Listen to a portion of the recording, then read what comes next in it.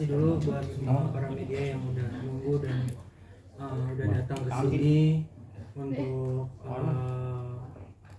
interview kami. Dan yang pertama kita sampaikan, prinsipal kita juga nggak hadir di sini karena kan ini sifatnya cuma e-court ya, dia kan sifatnya cuma e-court dan cuma pemberitahuan by elektronik. Jadi alhamdulillah sekarang sudah diputus permohonan talak cerai dari Mas Arya Saloka, dan sudah dikabulkan permohonannya, sehingga untuk selanjutnya nanti tinggal ikrar talak. Sudah sih, mungkin itu aja karena ini sifatnya kita belum terima salinan putusan juga dari pengadilan, dan saya pun baru di court saya baru terupload itu putusan tadi sekitar jam 12-an. Nah, kurang lebih amar putusannya seperti itu. Sekarang saya kembalikan kepada rekan-rekan media kalau misalnya ada pertanyaan yang ingin ditanyakan. Bang, tapi sudah tahu hasil dari putusan? Sudah diterima permohonannya. Apa saja Bang? Permohonannya dikabulkan gugatan kita, terus habis itu diizinkan untuk mengikrarkan talak cerai oleh pihak pengadilan atau majelis perkara Kuo, sehingga nanti kita tinggal menunggu langkah selanjutnya bila mana tidak ada verzet, dan kemungkinan besar juga tidak akan ada verzet karena kan putusan ini diputus secara first take dan tidak dihadiri oleh termohon. Namun di belakang kita sebagai kuasa hukum sama-sama tahu bahwasannya hubungannya sebenarnya ya baik-baik saja, perceraiannya tidak ada defense atau tidak ada counter dari pihak termohon, sehingga kita masih menunggu putusan ini ingkrah gitu. Ada ketentuan pembacaan ikrar talak sendiri? Belum, karena kan setelah dia diajukan tuh setelah ingkrah 14 hari setelah ingkrah itu putusannya sudah dianggap diberitahukan kepada para pihak gitu 14 hari setelah itu gitu. Nanti Arya berarti harus wajib ya Bang untuk Iya. Kalau untuk ikrarnya dia wajib harus hadir. Bang, hak asuh anak gimana? Untuk hak asuh anak ya sebagaimana keterangan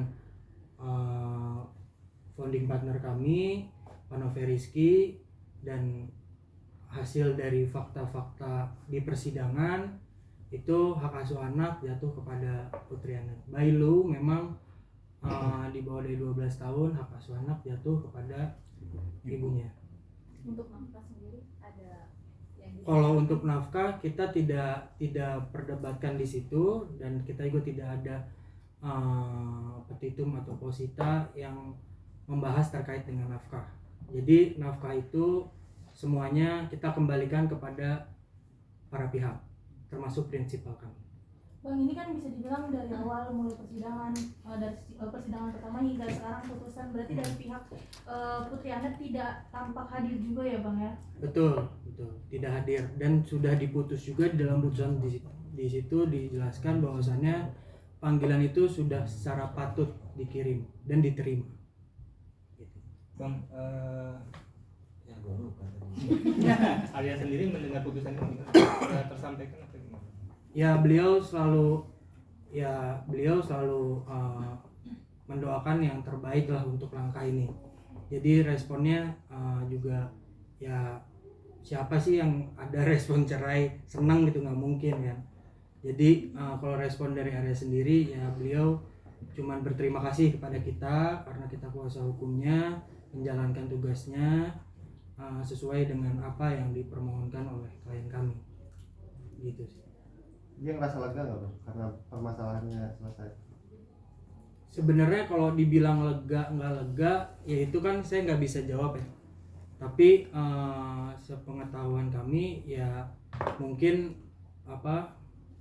ya langkah hukum ini memang jalan satu-satunya saja yang memang harus ditempuh. Tapi kalau dikata lega atau enggak ya semua juga pasti punya bebannya sendiri. Bang mengabulkan isi gugatan berarti ada dugaan pihak ketiga isi gugatan. Oh, kalau itu nggak ada. Sampai sekarang dari fakta-fakta dan evidence yang kita terima itu nggak ada sama sekali keterlibatan pihak ketiga. Jadi by law memang kalau memang sudah tidak ada evidence yang diajukan kepada kami ya kita jalankan sesuai prosedur aja. Bang, meskipun tergugat nggak pernah hadir dalam persidangan gitu ya, komunikasi tadi masih jalan nggak Bang Arya? Kami Arya Arya. dengan kalau itu sepengetahuan kami komunikasi pasti ada, tapi melalui apanya kita juga nggak tahu dan secara detailnya kita juga nggak tahu. Yang saya ketahui adalah komunikasi antara termohon dan pihak pemohon Arya atau Mbak Ana gitu itu baik-baik saja sampai sekarang. Maksudnya tidak pernah ada manuver atau defensif yang memang sangat penting dimasukkan dalam pokok perkara. Bang, ini kan bisa dibilang kalau itu diserahkan ke pihak Putri Ana sendiri. Dari Putri Ana sendiri sempat ada batasan nggak sih untuk Bang Arya bertemu dengan anak-anaknya? Kalau itu kita juga udah tanya dan kita juga udah mungkin kita juga udah pernah sempat jelaskan bahwasannya tidak ada sama sekali schedule yang ditentukan atau enggak kesepakatan yang ditentukan untuk merawat Ibrahim, anaknya daripada Arya dan Ana. Gitu. Jadi diberikan keleluasaan lah untuk merawat, mendidik, terus juga ya itu diberikan diberikan kesempatan seluas-luasnya dan selebar-lebarnya pada para pihak.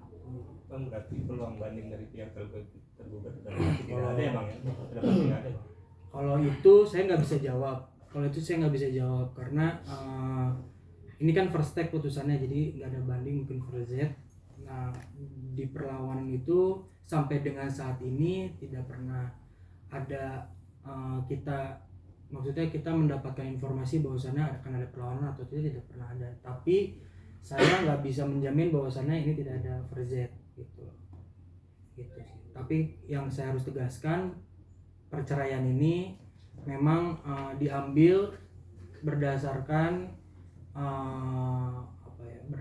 itikat baik, dan memang yang diceritakan kepada kami juga hubungan antara mereka tetap baik, apalagi untuk menjaga pendidikannya anaknya, kesehatan dan lain-lainnya.